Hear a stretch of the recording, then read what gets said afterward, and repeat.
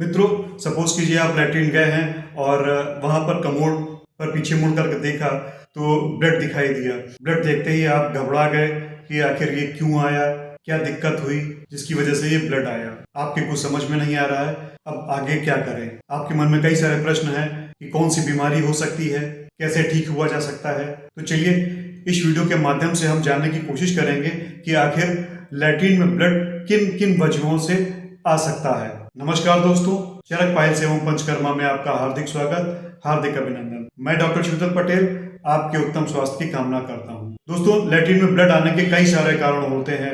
मतलब ये कि कई सारी बीमारियां हैं जिनमें कि ब्लड आ सकता है। पहली बीमारी की अगर हम बात करें तो सबसे पहले नंबर पर आती है हेमरॉइड्स, जिन्हें हम पाइल्स भी कहते हैं या हिंदी में बवासीर भी कहते हैं। दोस्तों, इसमें मस्से होते हैं और ये कभी अचानक जब लैट्रिन टाइट होती है या कभी जोर लगाने पर ये मस्से फूट जाते हैं, इनसे ब्लीडिंग होने लगती है।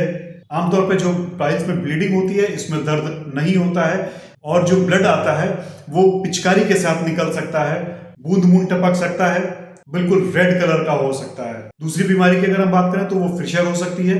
दोस्तों, फिशर में क्या होता है कि लंबे समय तक अगर कब्ज बना हुआ है और लैट्रिन टाइट हो गई है तो वो लैट्रिन के रास्ते को रगड़ लगाते हुए चलती है, जिससे लैट्रिन का रास्ता कट जाता है और वहां पर ब्लीडिंग चालू हो जाती है। जो फिशर में ब्लीडिंग होती है वो लैट्रिन से चिपक करके आती है, ब्लड की धार टाइप में दिखती है।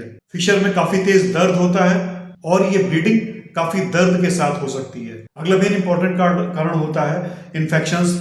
बहुत सारे ऐसे इन्फेक्शंस होते हैं जिनमें ब्लीडिंग नॉर्मली होती है, जैसे अमीबियासिस है, ट्यूबरक्लोसिस है, जिसे हम आंत की टीबी भी कहते हैं। इन बीमारियों में जो इन इन्फेक्शंस में जो अमीबिया या जो बैक्टीरिया होते हैं वो आंतों में घाव या कोलन में घाव बना लेते हैं, जिसके कारण वहां से ब्लड रिसता रहता है और ये ब्लड सामान्यतः लैट्रिन में मिक्स होकर के आता है, यानी कि लैट्रिन के साथ मिल करके उस लैट्रिन का कलर चेंज कर देता है। और इसमें एक बहुत ज्यादा सिम्टम्स इस प्रकार भी पाया जाता है कि लैट्रिन जो है इसमें बार बार लगती है, यानी कि टेनिसमस का लक्षण पाया जाता है। मरोड़न होती है आंतों में और बार बार लैट्रिन जाने की इच्छा होती है।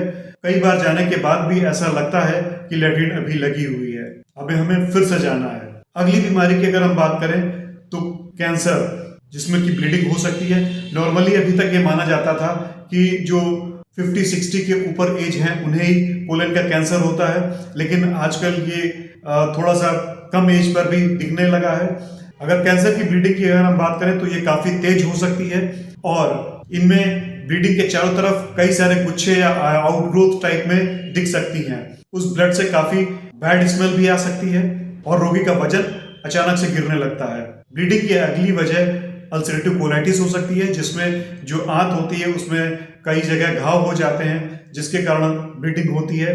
नॉर्मली ये ब्लीडिंग लैट्रिन करते समय होती है।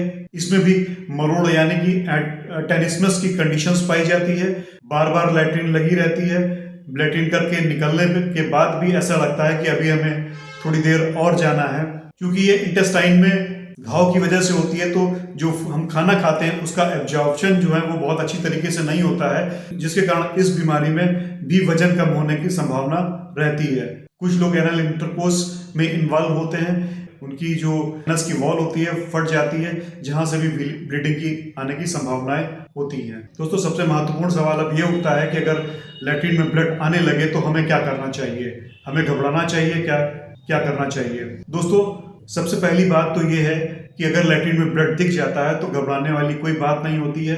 इमरजेंसी के तौर पे आप ब्लड रोकने वाली दवाएं जैसे कि इथामसलेट या ट्रेनिक्सा ले सकते हैं और जब ब्लीडिंग रुक जाए तो फिर अपने डॉक्टर से संपर्क कर सकते हैं और एक प्रॉपर डायग्नोसिस बनवाएं कि आखिर ये ब्लड क्यों आ रहा है। क्या आपको पाइल्स की दिक्कत है, क्या आपको फिशर हो गया है, या फिर अल्सरेटिव कोलाइटिस है, कोई इन्फेक्शन है, या फिर कोई और वजह है। तो दोस्तों, जो डायग्नोसिस होती है उसी के आधार पर ट्रीटमेंट हमें करना चाहिए और ये काफी हद तक ठीक होता है। तो दोस्तों, ब्लीडिंग रोकने के संबंध में ये वीडियो आपको अगर प्रभावी लगी तो please like and subscribe my channel. Thank you for watching. धन्यवाद।